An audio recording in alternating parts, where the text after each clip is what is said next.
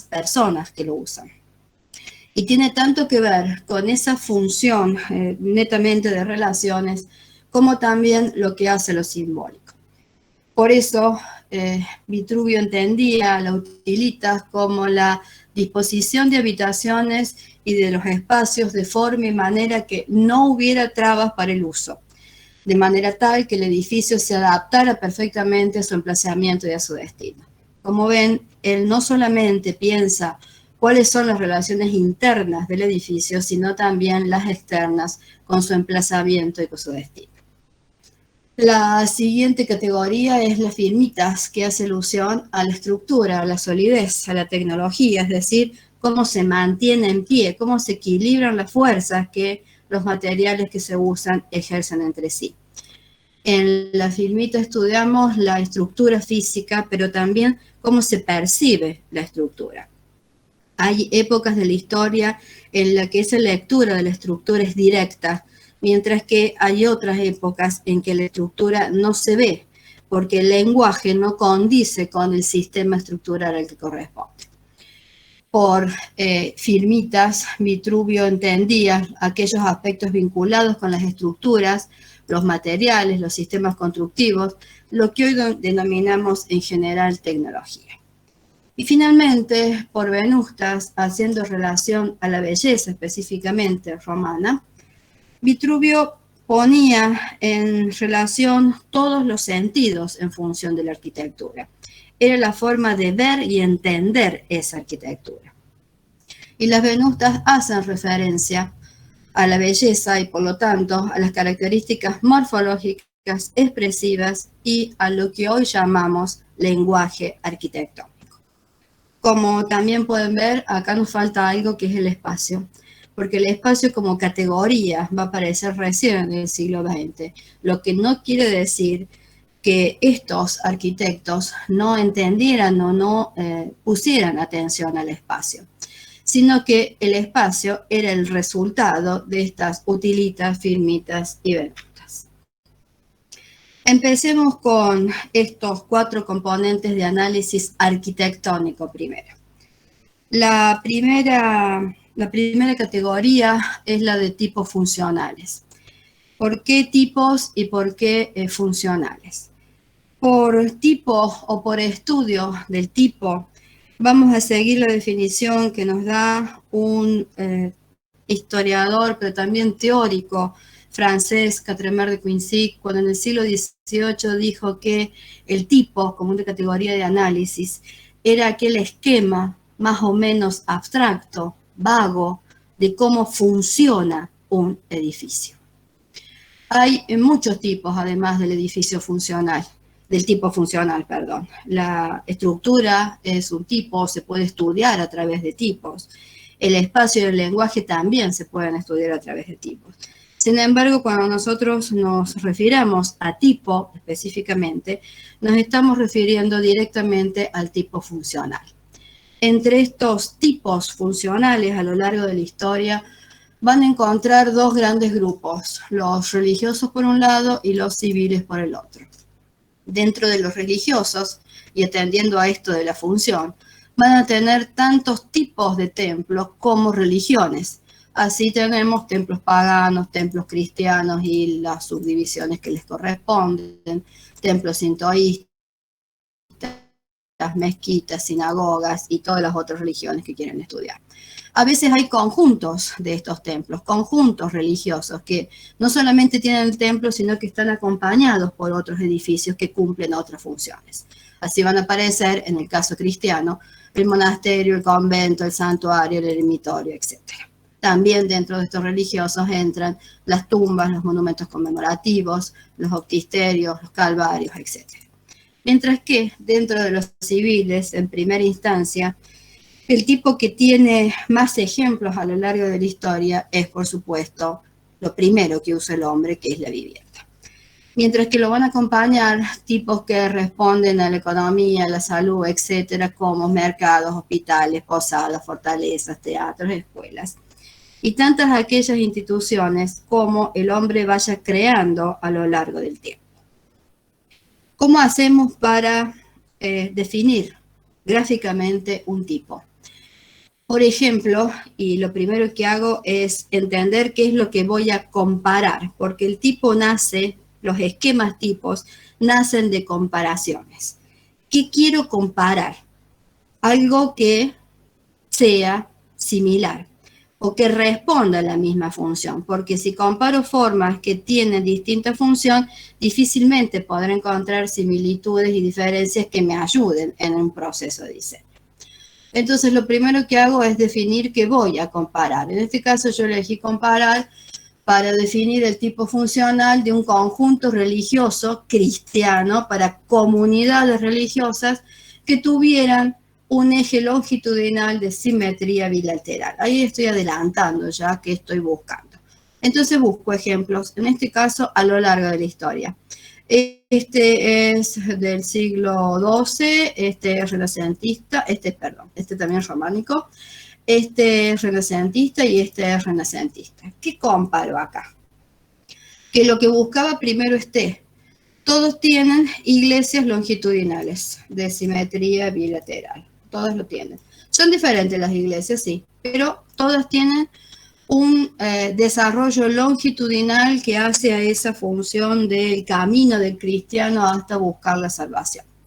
Todos tienen claustros al lado, aunque el primer plano sea ideal, también lo tiene porque es el esquema tipo, digamos. Pueden tener más de un claustro. Después pueden tener espacios en donde resida la comunidad. La mayoría de ellos, como se dedica a eso, lo tiene. Y también pueden tener espacios específicos de producción, por ejemplo, este lo tiene, este tiene una biblioteca, este tiene otros espacios de producción. Entonces, ahí puedo empezar a ver qué tienen en común y qué no. Y con aquellas cosas que tienen en común, empiezo a trabajar una gráfica. La gráfica que yo empecé ahí es todavía una gráfica que sintetiza todo lo que estoy viendo, pero puede ser más abstracta todavía. En esta que tengo, representada la iglesia, que es longitudinal y que va hacia un punto focal y que está acompañada por algunos otros elementos. Tengo el claustro alrededor del cual se dispone toda la orden, y también tengo espacios que cada orden usa para su actividad específica. Pero además voy a ver que todos estos conjuntos tienen una relación específica con el exterior, de acuerdo a lo que se dediquen, y a veces no tienen esa relación específica, porque son conventos de clausura. Mientras que siempre tienen hacia el interior esta relación con los espacios propios de acuerdo a lo que se dedique la orden. Hay algunas órdenes que se dedican a la educación, otras a atender a enfermos, otras a la teología. Entonces, cada una de ellas tiene espacios especiales. O sea que, aparte de entender primero una zonificación para ver qué puedo comparar y hacer una síntesis gráfica abstracta, después lo voy a terminar con las relaciones que esos elementos tienen entre sí, porque lo que me pide la definición del esquema tipo es ese esquema abstracto de cómo funciona un edificio, y las funciones generan relaciones. Si me fijo solamente en el componente de la iglesia de todo este esquema tipo, pues ahí sí, como todas son similares, voy a tener que todas marcan este camino directo hacia ese punto focal que es el altar. Entonces, este es el espacio al que se dirigen todos los fieles, incluso si están en otro espacio de ese edificio. Y ahí tengo, en esencia, el esquema tipo, aunque a veces es un poco más complejo, de cómo puedo graficar un esquema de una iglesia cristiana longitudinal exactamente igual para los dos lados. Y puedo seguir viendo esquemas tipos. Esta es otra forma de graficar, por ejemplo. Acá estoy viendo un esquema tipo funcional que corresponde al periodo paleocristiano, en donde tengo todos los elementos que hacen alusión a eso de cómo funciona el edificio. Porque lo primero que tengo que pensar es cómo funciona la institución. La institución en este caso funciona de acuerdo al dogma cristiano. Y el dogma cristiano dice que primero el fiel cristiano tiene que bautizarse, tiene que aprender el dogma, se tiene que integrar a la asamblea y finalmente va a llegar a la salvación. Por eso, las iglesias cristianas tienen tendencia a este recorrido longitudinal que marca ese camino hacia la salvación. Acá están todos los pasos. Si yo avanzo hacia el Renacimiento, hay pasos estos que lo perdí. Y además, la forma ya adquirió la forma, valga la redundancia, de una cruz latina, porque tengo que marcar en esta época, el Renacimiento, esa cuestión de la centralidad del hombre. Y la arquitectura la marca definiendo centros. Aunque la idea del camino permanece, porque el altar yo lo tengo otra vez en un punto focal, acá aparece otro elemento que me indica la fuerte presencia de la idea del hombre en comunión, en este caso, con la religión cristiana. Mientras que al mismo tiempo, cuando se plantea la reforma cristiana, esta cuestión de que el sacerdote sea el que guíe a todo el pueblo de fieles es la que se pone en crisis. Y es, en cambio, una relación entre el pastor y el pueblo y una discusión de esos textos teológicos lo que prima en la Iglesia reformada. Por eso, esto deja de tener importancia, que es el punto focal, y el punto desde donde se lee la palabra en relación con los otros fieles es lo que toma más relevancia. Y aparecen otros espacios sociales, que es lo que esta Iglesia reformada promueve. Entonces, ahí siguen viendo un camino. Sin embargo, el camino tiene ligeras variantes porque acá sí el dogma cambió. Veamos ahora los tipos formales, morfológicos, que nosotros vamos a llamar lenguaje. En este caso, la forma determina primero el objeto o el ser de lo que estoy analizando. Y al análisis lo podemos iniciar a partir de la forma externa del objeto. Acá están viendo algo que parece una estrella. Es una catedral, pero parece una estrella. En cambio, esta otra parece una cruz latina. Esta es la forma externa del objeto. La forma interna del objeto, que puede ser consecuencia de esta forma externa, pero también puede tener características especiales y que suelen asimilarse directamente a formas geométricas como cuadrado, cruz griega, cruz latina, círculo, o en algunos periodos históricos como el barroco, la combinación de formas simples, todas las que nombré antes, generando formas mucho más complejas, incluso utilizando formas complejas como la elipse. Y en este caso, en última instancia, esos dos puntitos que tengo ahí, la forma que adoptan los componentes, es decir, cómo dispongo los recursos del lenguaje y la estructuración de los componentes del plano, hace alusión a cómo a lo largo del tiempo hay recursos morfológicos que han permanecido, nosotros los llamamos qué recurso del lenguaje está usando. Y si tomo el modelo de los órdenes clásicos griegos, que ya sabemos que son diferentes, su uso cuando lo hace un romano y más cuando lo hace el Renacimiento, acá tienen como ese recurso de la pilastra me va marcando una serie de módulos y puedo definir un módulo en vertical. De la misma forma, hay una serie de líneas horizontales que me definen módulos en ese otro sentido. Y acá yo leo claramente un piso, dos pisos, tres pisos. Mientras que con el mismo recurso para leer el plano, si yo paso al periodo manierista, acá tengo nuevamente un orden, otro orden y puedo hacer lo mismo que hice antes. Ahora bien, ahí puedo reconocer dos niveles. Pero si yo lo quiero leer, acá hay una abertura, acá hay otra abertura, acá hay otra abertura, acá hay otra abertura. Es decir que no tengo dos niveles como lo que estoy viendo. En realidad puede que hasta tenga 4 niveles internos. Y a eso es lo que hacemos alusión cuando les pedimos cómo usa el recurso, porque la pilastra sigue siendo la misma, solo que el manierismo pone en crisis la forma de usar ese recurso. De la misma forma van a encontrar cómo el siglo XIX, a través del academicismo, ordena el uso de ese orden, envasamiento, coronamiento, desarrollo y coronamiento, y después también genera módulos que no son exactamente iguales entre ellos, pero que se integran en un mismo sistema compositivo. Ahí sigo teniendo una pilastra, pero cumple otra función dentro de todo el sistema. Frecuentemente ustedes han leído que el movimiento moderno es un movimiento ahistórico, que no le interesa la historia. Sin embargo, cuando uno mira el planteo de los 5 puntos de Le Corbusier, ¿qué propone? Los pilotis, la terraza jardín, la planta baja libre, el aventanamiento corrido y el paseo arquitectónico. Y si uno usa estos componentes para analizar, está haciendo lo mismo que hice con los recursos del periodo clásico, porque me está dando la forma de ver si eso existe o no en la obra, cuánto se acerca y cuánto se aleja de estos patrones de diseño que propone el maestro del movimiento moderno. En el caso de los tipos estructurales, los sistemas estructurales básicamente son dos. Hay un sistema adintelado y un sistema abovedado.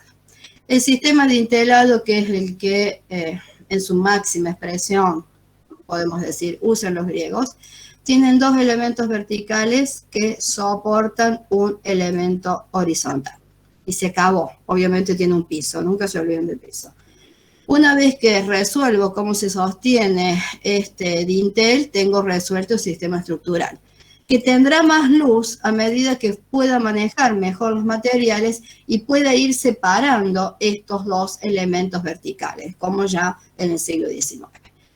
En el caso de los griegos, el sistema estructural y el sistema del lenguaje, ambos tipos, son exactamente iguales, porque el griego busca esa verdad y por lo tanto la estructura dice exactamente qué es lo que sostiene. En cambio, los que siguen, y todavía lo seguimos usando, son los romanos.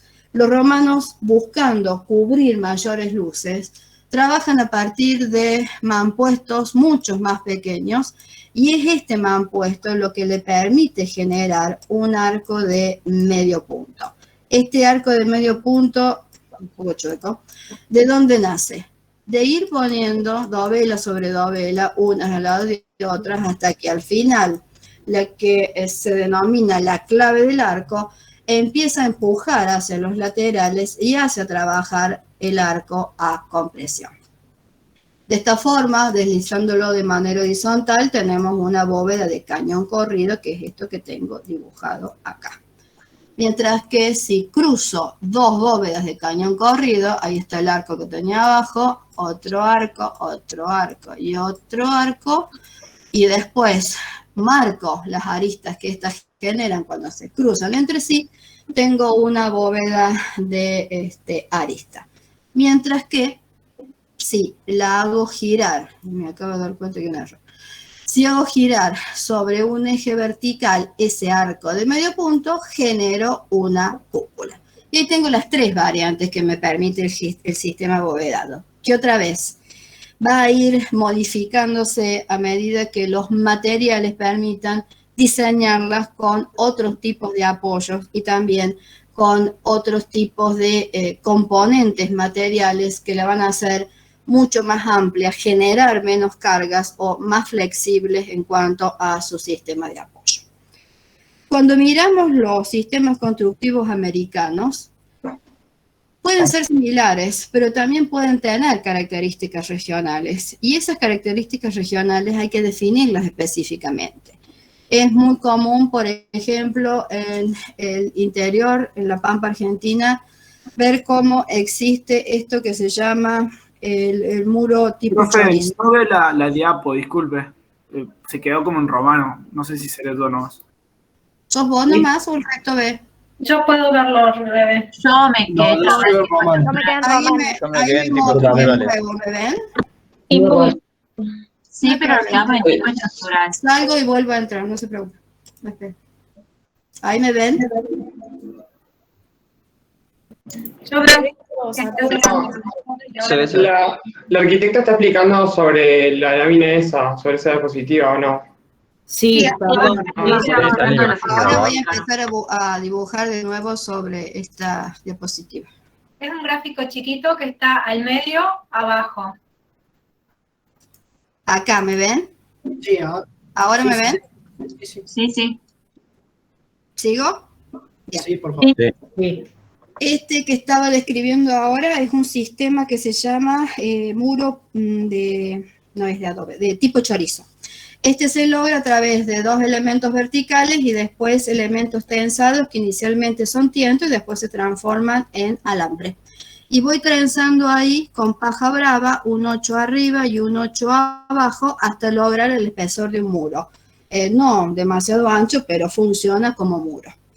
Pero tenemos que decir cuáles son esos materiales, no conformarnos con decir son materiales de la región, porque cada región responde específicamente a un tipo de material, como vimos cuando hicimos el esquicio de geografía. Y por esto de la mirada europea, esta otra foto que tengo aquí al lado, es una estructura maya que nosotros vamos a llamar falso arco maya. En realidad, no porque sea falso el sistema estructural, sino porque los mayas no hicieron funcionar a sus cubiertas como un arco de medio punto, sino que generaron una bóveda que se llama ensaladizo, haciendo avanzar, de abajo para arriba, cada uno de estas piedras, una sobre la otra, hasta que la final cubría el pequeño dintel superior. Esta idea de falsa bóveda nace de estas miradas más europeas sobre los edificios americanos, y lo que deberíamos tender nosotros es justamente a crear nuestras propias designaciones para estos sistemas constructivos. El último, el tipo espacial. Este tipo se lo considera neutro desde el punto de vista de la forma, porque no es la forma la que lo condiciona. Las tres fotos que tienen de este lado son iglesias católicas y las tres son de una nave longitudinal, lo mismo que analicé antes, o sea que deberían ser iguales. ¿Por qué no son iguales? Respondiendo exactamente al mismo tipo. Porque los materiales que definen sus lenguajes y los recursos del lenguaje empleados son absolutamente diferentes. La que tienen arriba, esta que es una bóveda de medio punto, como la que acabo de describir, está absolutamente revestida en oro. Eso quiere decir que la luz, que es el otro elemento que siempre tenemos que ver en el análisis del espacio, va rebotando indefinidamente sobre todos estos muros y es, por ejemplo, muy difícil sacar una foto. La luz es una luz prácticamente dorada que se toca, mientras que la que tengo en el medio es una iglesia que está resuelta a partir de una estructura armada de cerámica que le permite ondular tanto el techo como, ahí están viendo, los muros laterales. Y además de este color ladrillo con el que está construido, las ventanas tienen unos vidrios de colores que hacen que la luz de colores, la luz al atravesarlo, le dé esta casi calidez del espacio gótico sin obviamente serlo. Y la última que tengo abajo, esta que se ve blanca, es movimiento moderno. Y tiene todos los elementos del movimiento moderno que puedo analizar a través de los 5 puntos de Le Corbusier. Incluso, como en este caso es brasilera, o sea, va a tener algunas alteraciones a esos 5 puntos, alguna forma particular de responder, el camino que tengo marcado acá, derecho hacia el altar, acá casi me lo está dibujando en el suelo de otra forma. Pero tengo todos los puntos que exactamente tiene el tipo religioso, pero veo los pilotis, veo... Acá no, la ventana corrida, porque la usa de otra forma. Sí veo una planta libre y sí veo esta cuestión de las formas puras, blancas, bajo la luz. Cuando analizamos entonces espacios, los primeros que miramos es cómo están diseñados en su inicio. Si son longitudinales con simetría bilateral, como el que acabo de describir, si son centralizados con simetría radial, como si fuera una pizza, si son abiertos o admiten crecimientos por adición, o si por el contrario son cerrados. El caso de los abiertos que admiten el crecimiento, por ejemplo, son los barrocos, mientras que la última instancia pueden ser estos que son cerrados y que ya no permiten ediciones porque se entienden perfectos, como en el caso del Renacimiento. y sí o sí el espacio se analiza en 3 dimensiones. Acá, si bien yo tengo en la base un esquema de cómo puede ser un esquema tipo de esta iglesia cristiana, ahora me tengo que imaginar cómo es ese espacio. Esta podría ser un esquema tipo espacial de esta última iglesia que analicé. Pasemos a los componentes del análisis urbano. Lo primero que hacemos, y por eso hemos visto esta cuestión de la región, es la escala de aproximación desde el territorio, desde la región, hacia el espacio urbano que voy a analizar. La cuestión territorial es la que me marca estas cuestiones económicas, políticas, paisajísticas, las condicionantes geográficas, veo los límites jurídicos o no, y veo también cómo me acerco a esta ciudad que voy a analizar, que en realidad está allá, pero hay todos unos elementos que voy mirando mientras me voy acercando, incluso la geografía que tengo por atrás y la geografía que tengo por acá adelante. Cuando me acerco más, estoy en la escala urbana. En esta escala urbana ya tengo una experiencia más cercana al espacio urbano y puedo identificar estas actividades institucionales que hemos estado viendo en la arquitectura y cómo ese edificio va materializando estas cuestiones que analizamos antes. Y veo, si me acerco, por ejemplo, cómo están distribuidas las viviendas, cómo los perfiles van siendo creados a través de esas cubiertas de la vivienda, pero también veo la importancia en este caso de lo religioso, porque ya sé que estoy buscando una cuestión católica y el edificio de la religión va a ser lo más importante. Pero también veo el borde de la ciudad y también veo el otro borde de la ciudad. Veo cómo me puedo acercar a un espacio que está más abajo de donde yo estoy parado, porque esto está casi en un pozo, mientras que también veo que por atrás sigue ese tejido urbano y cómo. Y finalmente llego a la escala arquitectónica, a ese espacio que está al frente del edificio que posiblemente esté analizando, porque nunca analizamos solamente arquitectura y solamente urbanismo, salvo cuando estamos haciendo este proceso de desarmar por componentes para después volverlos a armar. Ahí veremos la relación de significado entre la arquitectura y el sector de la ciudad que estamos trabajando para entonces establecer esa relación final. Lo primero que vamos a hacer al acercarnos a un análisis por componentes urbanos es establecer si estos ejemplos tienen traza, trama o tejido. Después veremos si hay otros componentes de análisis que ustedes ya manejan que se pueden seguir aplicando. Y siempre, y eso es un proceso de investigación que ustedes van a hacer toda la vida, ¿se aplica por sí o por no? Lo primero que me pregunto es, ¿este sitio tiene un trazado, tiene una trama, tiene un tejido? ¿Sí o no? Si sí, sigo ese análisis. Si no, miro cómo lo puedo seguir analizando. Y busco otras formas de analizarlo. Comencemos por el componente que es la traza. Este trazado que lo analizamos en forma bidimensional, es decir, en planta, en su inicio, puede tener una forma totalmente libre, como los que están acostumbrados a analizar a partir de los burgos medievales, por ejemplo, o cuando necesito planificar el territorio, ahí van a aparecer las formas regulares.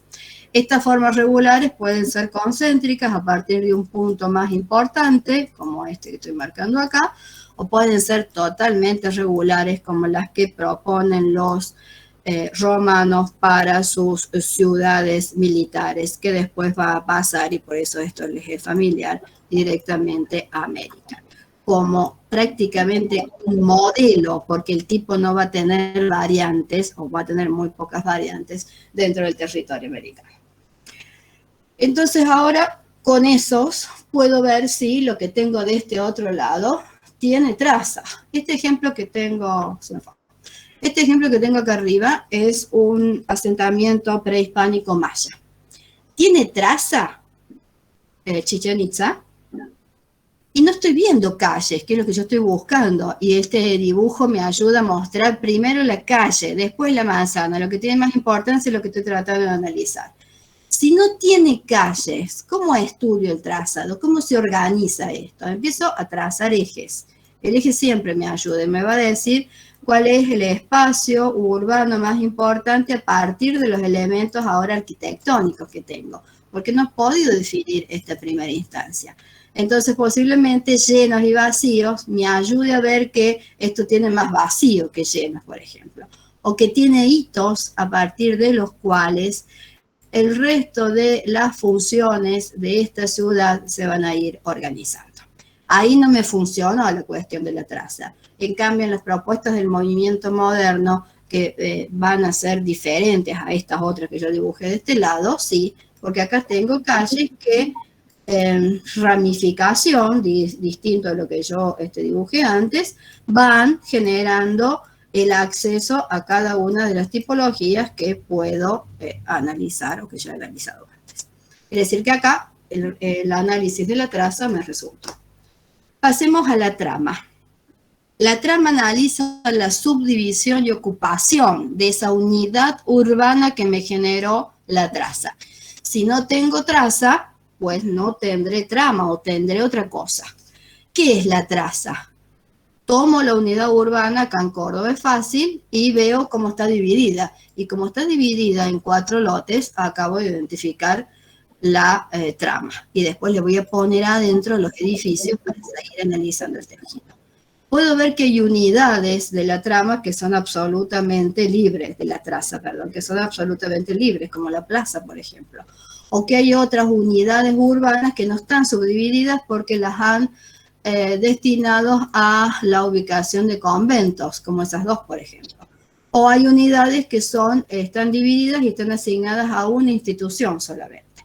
Si me paso al siglo XIX, la misma unidad urbana que tengo allá, ahora la tengo subdividida en muchos lotes. Acá solamente tenía 4, acá tengo muchos, porque esa cuestión de la densificación es propia del siglo XIX por cuestiones económicas. Entonces voy a analizar cuál es la forma geométrica y la forma de acceder también funcionalmente a cada uno de esos lotes. Si se fijan en este ejemplo mexicano de abajo, esto es regular y tiene mucho que ver con este funcionamiento racional que es parte propio del siglo XIX por una corriente de pensamiento. Por la otra corriente de pensamiento, el romanticismo, esta traza es mucho más libre, es mucho más orgánica. Entonces, si yo marco las calles, ahí la unidad urbana que me queda es una unidad que no es regular y por lo tanto la subdivisión de lotes va a ser también irregular. Acá abajo tienen un ejemplo contemporáneo, un barrio cerrado. Si yo marco la traza, marco una calle, por ejemplo, advierto que también hay unas líneas de agua que podrían servir para lo mismo, pero todavía no sé. Y ahora me fijo, esto de marcar la calle, ¿me define la unidad urbana? Y como que no, porque los lotes dan para acá, pero no me dan sobre esta otra calle. Y todos los lotes me dan sobre esa calle, pero no tiene espalda, o sea, no define una unidad urbana o la unidad urbana tiene usos diversos. Y ahora sí me fijo en lo último que estaba viendo, el lote. El lote, ¿cómo se dispone? Entre la calle y esto que toma ahora importancia, que es el agua. Hay otra forma de definir la traza y la trama en el siglo XXI, que es la última forma, podríamos decir, de innovar este análisis. Y el último de estas 3 T, traza, trama, tejido, es el tejido. El tejido siempre se analiza en forma tridimensional. Puedo partir del análisis de la planta, pero después voy a necesitar sí o sí una axonométrica o un perfil de la ciudad, porque voy a incorporar el tipo arquitectónico que ya he analizado a la trama urbana. En esta representación del siglo XVII, XVI, XVII, ven una ciudad colonial que hizo, incorporó a la unidad urbana la tipología residencial. Lo reconozco porque tiene patios, ¿sí? Entonces estoy viendo ahí, un convento, cómo se incorpora la tipología. Como sé más o menos las alturas que tiene los edificios en el siglo XVI y XVII, puedo hacer un perfil tridimensional de esto, entendiendo que vengo por acá, subo, entro al patio, salgo, bajo la calle y vuelvo a hacer lo mismo, todo bajo, todo alto. Puedo reconstruir un perfil para decir, acá hay edificios que son bajos, que corresponden a la residencia, y otros edificios que son más importantes, que corresponden a las instituciones. Incluso en el siglo XX, cuando nosotros diseñamos sobre ciudades, cuando pretendemos regularlas, lo que generamos es lo que ahora se define como la forma urbana. Y esa forma urbana, en el caso de Córdoba, la ordenanza 8057 se la muestra a través de 3 dimensiones. Eso, aunque se vea poco por ahí, es esta ordenanza de centros de manzanas que les va diciendo la forma ideal en la que debería llegar la ciudad, y está hablando de tejido, está hablando de 3 dimensiones.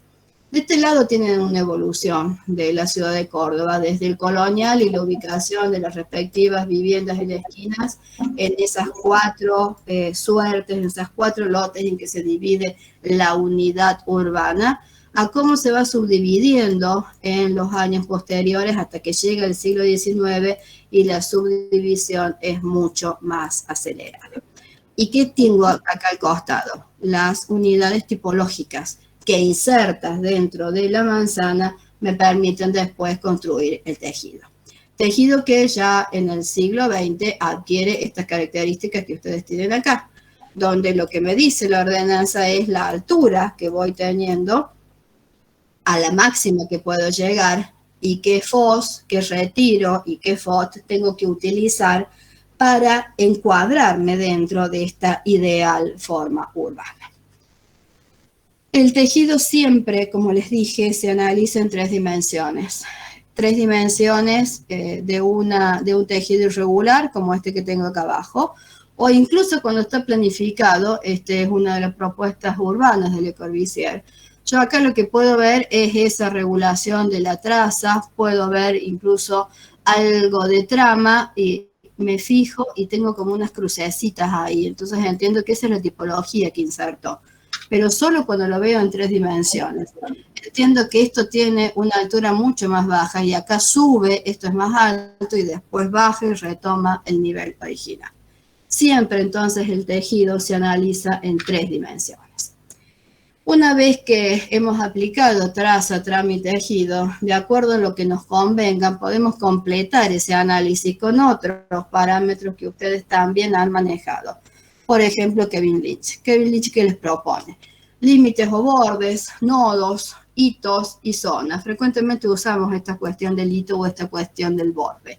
¿Qué hay entre Río de Janeiro, entre este borde que es natural y este otro borde que es artificial y el otro borde que me queda por allá arriba? La ciudad. ¿Qué simbolizan estos elementos verticales en el caso de México dentro de un tejido que no tiene un atractivo similar al de su centro histórico? Hitos. La posmodernidad, por ejemplo, construye hitos con esa intención, mientras que hay otros hitos que marcan nodos de actividades en el cruce de flujo, en este caso de tránsito, pero también económicos, comerciales, etcétera, para señalar este espacio urbano tan dinámico en el caso de Buenos Aires. O finalmente las zonas, cuando todas tienen una misma actividad, definen entonces una zona, y este es el caso del centro bancario también en la ciudad de Buenos Aires.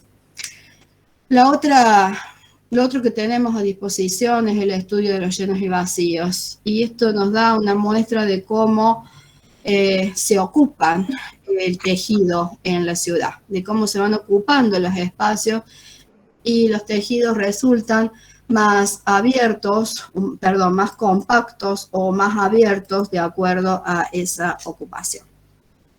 Acá siempre tengan en cuenta, igual que lo anterior, que en el gráfico se tiene que ver cuál es la intención de ustedes.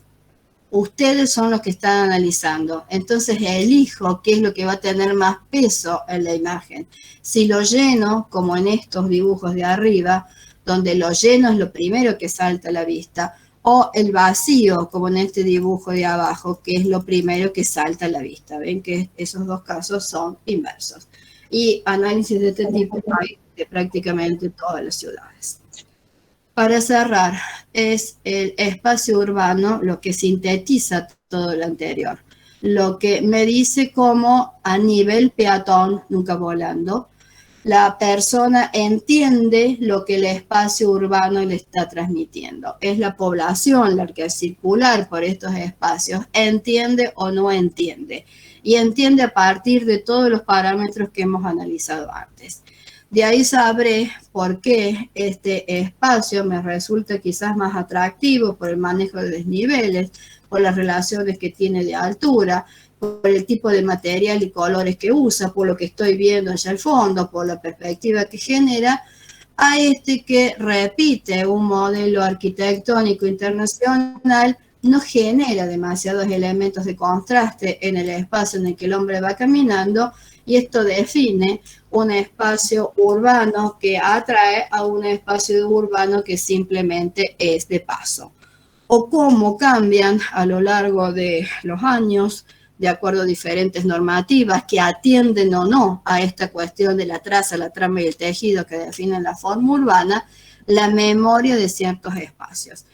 Este era un espacio que tenía memoria y que justamente el adaptarlos a nuevas dimensiones de la traza cambió sustancialmente parte de su tejido y anuló las relaciones que los componentes tenían entre sí. Analizamos por componentes y analizamos gráficamente porque somos arquitectos. De este lado tienen una receta de un arquitecto del Renacimiento, de Miguel Ángel, que no solo la escribe, sino que la grafica, porque necesita graficarlo. Es la forma de comunicarnos que tenemos. Incluso cuando nosotros escuchamos música, no escuchamos simplemente sonidos. Pensamos en elementos gráficos que se van moviendo con ese sonido. En esta primera actividad de esta semana, lo que les proponemos es justamente aplicar este análisis gráfico por componentes a ejemplos que ustedes ya conocen y aplicar, es decir, analizarlos a través del tipo funcional, lenguaje, estructura, espacio para la arquitectura y, en principio, traza, trama, tejido para el urbanismo. Si no hay preguntas, pasamos a los talleres. Rebe, Sí, acá estoy. acabo de darme cuenta que por algún motivo el enlace al Meet de mi taller está caído. Simplemente para avisar que ahí lo estoy por renovar o lo comparto por acá. ¿Querés generar otro y compartirlo por acá? Voy a probar con el original que está creado para todas las clases por Bueno. acá. ¿Hay problemas con los Meet, parece? Profe, Ahí se los pegó yo el no saco botón. ninguna lista. De Bueno, tableros. Gastón, Bien. quédate conmigo un Yo soy- ratito. Y voy a... Profe, yo igual tampoco tengo